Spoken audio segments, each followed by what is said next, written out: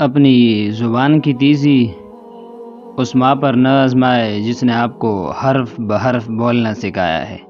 رسول اللہ صلی اللہ علیہ وسلم کا ارشاد ہے، اللہ نے تم پر ماؤں کی نافرمانی اور بدسلوکی کو حرام کر دیا ہے۔ اس گھر میں برکت اور خوشیاں کبھی نہیں آ سکتی جس گھر کی عورتوں کی بلند آوازیں گھر سے باہر جاتی ہو۔ جو انسان جتنا خاموش رہتا ہے وہ اپنی عزت کو اتنی ہی محفوظ رکھتا ہے۔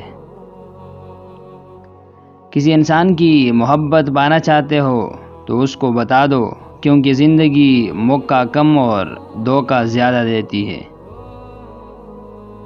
وہ جگہ چھوڑ دو جہاں تمہارے احساس اور تمہارے الفاظ کی قدر نہ ہو، پھر چاہے وہ کسی کا گھر ہو یا کسی کا دل۔ کوئی تم سے روٹھ جائے اور پھر وہی تم سے ملنے کو ترسے تو اسے کبھی مت کھونا، کیونکہ وہ تم سے بہت زیادہ پیار کرتا ہے۔ حضرت علی رضی اللہ تعالیٰ عنہ فرماتے ہیں، 3 طریقوں سے پریشانی خوشی میں بدل جاتی ہے۔ نمبر 1، خاموش رہنا۔ خاموش رہنے سے پریشانی کم ہو جاتی ہے۔ نمبر 2، صبر کرنا۔ صبر کرنے سے پریشانی ختم ہو جاتی ہے۔ نمبر 3، شکر کرنا۔ شکر کرنے سے پریشانی خوشی میں بدل جاتی ہے۔ جس آدمی کی زبان خراب ہو جاتی ہے اس کا نصیب بھی خراب ہو جاتا ہے۔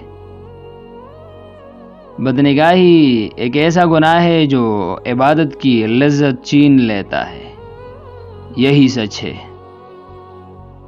رسول پاک صلی اللہ علیہ وسلم نے ارشاد فرمایا، ہاتھوں کا زنا نامحرم عورت کو چھونا ہے۔